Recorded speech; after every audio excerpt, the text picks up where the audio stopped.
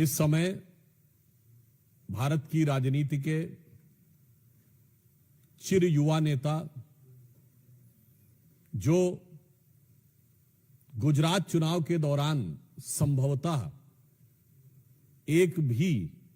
सभा करने के लिए गुजरात नहीं गए, जो कांग्रेस पार्टी के 140 साल के इतिहास के सर्वाधिक असफल अध्यक्ष हैं, वो गुजरात कांग्रेस में सफलता का मूल मंत्र सिखाने के लिए कार्यकर्ताओं की बैठक ले रहे थे।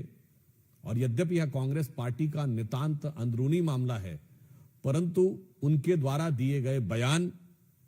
निश्चित रूप से एक बार फिर कांग्रेस की आंतरिक दुर्गति और राहुल गांधी जी की विचित्र मनः स्थिति दोनों को ही इंगित करता है। श्री राहुल गांधी जी ने कहा कि कांग्रेस में दो प्रकार के लोग हैं, परंतु मैं कोई इससे मिला हुआ है, कोई उससे मिला हुआ है। मुझे लगता है अपनी पार्टी के लोगों को पब्लिकली ह्यूमिलिएट करने का ऐसा उदाहरण कभी देखने को नहीं मिलेगा। हम राहुल गांधी जी से पूछना चाहते हैं कि पहले यह बताइए कि आप किस किस से मिले हुए हैं, और आप जब विदेश में जाते हैं तो किस किस से मिल के आते हैं, और आपके साथ मिलने वाले लोग किस किस से मिले हुए हैं। और जब से सोनिया जी और राहुल जी का दौर आया है, तब से ही गुजरात में कांग्रेस की स्थिति ज्यादा खराब हुई है। आप अनेक संदिग्ध संस्थाओं से मिले हुए प्रतीत होते हैं। जिस प्रकार के संपर्क निकलकर सामने आते हैं, मुझे लगता है कि आज प्रश्न यह ज्यादा महत्वपूर्ण है कि कांग्रेस पार्टी का सर्वोच्च नेतृत्व किस किस से मिला हुआ है और विदेश में जाकर किस किस से मिलने आता है। मैं सिर्फ उनको याद दिलाना चाहता हूं कि गुजरात में जहां से हमारे प्रधानमंत्री श्री नरेंद्र मोदी जी भी हैं, उन्होंने सरदार पटेल की सबसे ऊंची प्रतिमा, विश्व की सबसे ऊंची प्रतिमा बनाई, मगर आज तक गांधी परिवार या कांग्रेस का कोई भी नेता वहां पर देखने भी नहीं गया। यह इस बात का प्रमाण है कि अपने नेताओं के प्रति भी इनका सम्मान बदल जाता है यदि उन्हें वास्तविक सम्मान मिल जाए। और राहुल गांधी जी ने यह भी कहा कि कोई जंजीर से बंधा हुआ है। वैसे तो अब वो अपने जिन भी नेताओं के बारे में टिप्पणी कर रहे हैं कि वो बंधे हुए हैं, अब वो शेर हैं या कोई और हैं, जंजीर से बंधे हुए हैं। हाँ, ये बात सही है कि वो परिवारवाद की जंजीर ना हो तो पता नहीं कितने लोग छोड़कर जाने की बना स्थिति में तैयार हो जाए। मुझे लगता है, याद दिलाना चाहता हूं, सरदार सरोवर प्रोजेक्ट में जो लोग उनके विरोध में खड़े थे, धुर वामपंथी और नक्सलियों के समर्थन करने वाले लोग, वो सब राहुल गांधी जी के साथ थे। और राहुल गांधी जी ने कहा कि वो न शर्म से कह रहे हैं, न डर से कह रहे हैं। तो मैं पूछना चाहता हूं, 2022 के चुनाव में कितनी सभाएं की थी राहुल गांधी जी ने आके? मुझे लगता है कि अपने पार्टी के ऊपर और जनता के ऊपर या संवैधानिक संस्थाओं के ऊपर या मीडिया के ऊपर दोषारोपण करते करते वो अपने लोगों पर भी दोषारोपण करने लगे। तो राहुल गांधी जी को मैं सुझाव देना चाहूंगा कि आप दूसरों में दोष देखना बंद करिए और आत्मावलोकन करिए। You do the self introspection, तो आपको समझ में आएगा कि बुरा जो देखन मैं चला, बुरा न मिलिया कोई, जो दिल खोजूं आपना, मुझसा बुरा न कोई। मुझे लगता है राहुल गांधी जी को सेल्फ इंट्रोस्पेक्शन करना चाहिए। वो देश की हर संस्थाओं के ऊपर, देश की संवैधानिक संस्थाओं से लेके, देश की सरकार से लेके, जनता, माननीय प्रधानमंत्री जी और अब अपनी पार्टी के लोगों को भी अपशब्दों का प्रयोग करने लगे। इसीलिए मैंने कहा यह कांग्रेस के अंदर की दुर्गति और राहुल गांधी जी की बिगड़ती हुई मनः स्थिति का प्रमाण है। दूसरा विषय यह है कि कर्नाटक में कांग्रेस की सरकार ने जो कल बजट दिया, भारत विश्व की 5वीं बड़ी उभरती हुई अर्थव्यवस्था है और अगले वर्ष वो वर्ल्ड के ग्रोथ रेट में सबसे ज्यादा कंट्रीब्यूट करने वाली बड़ी अर्थव्यवस्था बनने जा रही है और बेंगलुरु को भारत की इंटेलेक्चुअल कैपिटल के समान माना जाता है। और उसी बेंगलुरु में कर्नाटक की सरकार ने जो बजट में इंटेलेक्चुअल डिसऑनेस्टी की है, उसे देखकर कर्नाटक की जनता और देश की जनता हैरान है और दुखी है। मैं आपको याद दिलाना चाहता हूं, ये वही कर्नाटक कांग्रेस है जिसके कि कई नेताओं ने बहुत आपत्तिजनक बयान दिए थे। यहां के वित्त मंत्री रहे थे,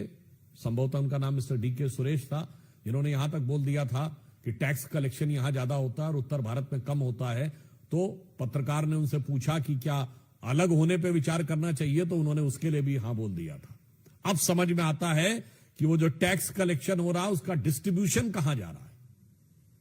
और ये बात हम सीधे सीधे कांग्रेस पार्टी और कांग्रेस पार्टी के राष्ट्रीय अध्यक्ष भी वहीं से आते हैं, तो उनसे मैं पूछना चाहूंगा कि इस बजट में 500 करोड़ रुपए का प्रावधान केवल मुस्लिम समाज के बच्चों की स्कॉलरशिप के लिए, 400 करोड़ रुपए का प्रावधान उर्दू के बेहतरीन स्कूलों को और बेहतरीन बनाने के लिए, 150 करोड़ रुपए का प्रावधान वक्फ बोर्ड की संपत्तियों की मरम्मत के लिए, 1000 करोड़ रुपए का प्रावधान सो कॉल्ड माइनॉरिटी कॉलोनीज बनाने के लिए, 50,000 रुपए का प्रावधान नवविवाहित मुस्लिम दंपति को आर्थिक सहायता देने के लिए। और यदि कोई बच्चा प्राइवेट स्कूल में पढ़ने जाता है तो उसके 2 से 3 लाख रुपए, 5 लाख रुपए तक का शायद उसका 50% रीइंबर्समेंट सरकार करेगी, और विदेश पढ़ने जाएगा तो 20 लाख रुपए तक के खर्चे में रीइंबर्समेंट सरकार करेगी। मैं पूछना चाहता हूं कांग्रेस पार्टी से, और कांग्रेस पार्टी के राष्ट्रीय अध्यक्ष जो कर्नाटक से ही आते हैं, जिन्होंने कहा था कि कुंभ में स्नान करने से क्या लाभ है, उनके अरमान इतने जगह हैं कि बेंगलुरु में हज हाउस का भी निर्माण कराएंगे। मैं उनसे विनम्रता से पूछना चाहता हूं कि अगर आप अल्पसंख्यकों के लिए बात करना चाहते हैं तो इसमें बाकी अल्पसंख्यकों के लिए क्या है, सिखों के लिए क्या है, जैनों के लिए क्या है, पारसियों के लिए क्या है, यहूदियों के लिए क्या है, इसका साफ साफ उन्हें बताना चाहिए, जो बहुत छोटी मिनिस्क्यूल माइनॉरिटीज हैं। इससे बहुत साफ हो जाता है कि कर्नाटक कांग्रेस का यह बजट, चूंकि उनका गठबंधन केरल में मुस्लिम लीग से है, कांग्रेस पार्टी वो पार्टी है जिसके पूर्व प्रधानमंत्री मरहूम मनमोहन सिंह जी का वो बाकायदा मीडिया में वो स्टेटमेंट अवेलेबल है कि देश के संसाधनों पर पहला हक मुस्लिमों का होना चाहिए। और 2022 के चुनाव में कांग्रेस पार्टी के गुजरात के अध्यक्ष जगदीश भाई ने भी यही बोला था कि मुस्लिमों का पहला हक होना चाहिए। तो कर्नाटक कांग्रेस ने बजट में केवल एक समुदाय यानी मुस्लिम समाज को पहला हक देकर दिखा दिया है। उसने साफ कर दिया है कि बाकी सब दोयम दर्जे के हैं। केरल में उनका मुस्लिम लीग से गठबंधन है, तो अब लगता है कि कांग्रेस की मानसिकता जो पहले से ही एक पक्षी एकांगी थी, अब उस पर पूरा लीगी प्रभाव आता जा रहा है। इसलिए कर्नाटक के बजट को यदि लीगी बजट कहा जाए तो अतिशयोक्ति न होगी। तो मैं कांग्रेस से पूछना चाहता हूं कि कर्नाटक का यह बजट आपने क्या मुस्लिम लीग के प्रभाव में दिया है, और या केरल में अगले साल होने वाले चुनावों को ध्यान में रखते हुए कर्नाटक के टैक्स पेयर के पैसे से आपने केरल में अपने गठबंधन सहयोगी को संतुष्ट करने का प्रयास किया है। और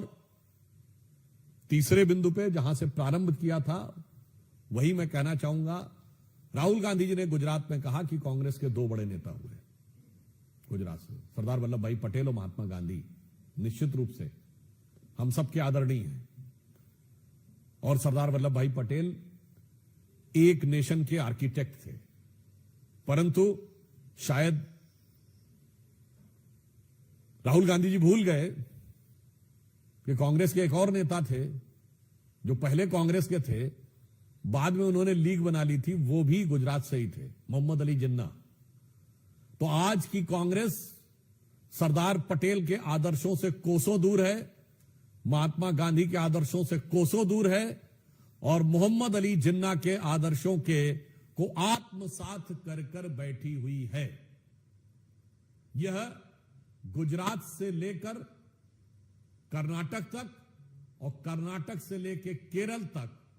और वहां से लेकर इनके तमाम गठबंधन सहयोगियों के बयानों से, बजट के प्रावधानों से साफ साफ स्पष्ट दिखाई पड़ रहा है। इसलिए हम देश की जनता से कहना चाहते हैं कि कांग्रेस पार्टी, ऐसा प्रतीत होता है कि सबकी आलोचना करते हुए अपनों की भी आलोचना करने लगी है, और कर्नाटक के बजट ने बिल्कुल साफ कर दिया है कि किसी दौर में जो मुस्लिम लीग का स्थान था विभाजन से पहले के दौर में, अब भारत की राजनीति में वह स्पेस कांग्रेस पार्टी लेती चली जा रही है, और यह सुविचारित तरीके से यह उनका विचार है। जो रामलला को प्रणाम करने अयोध्या नहीं गए, जो कुंभ में स्नान करने प्रयागराज नहीं गए, उन्होंने ही कर्नाटक के बजट में सारे प्रावधान करके अपने अरमानों को पूरी बेबाकी के साथ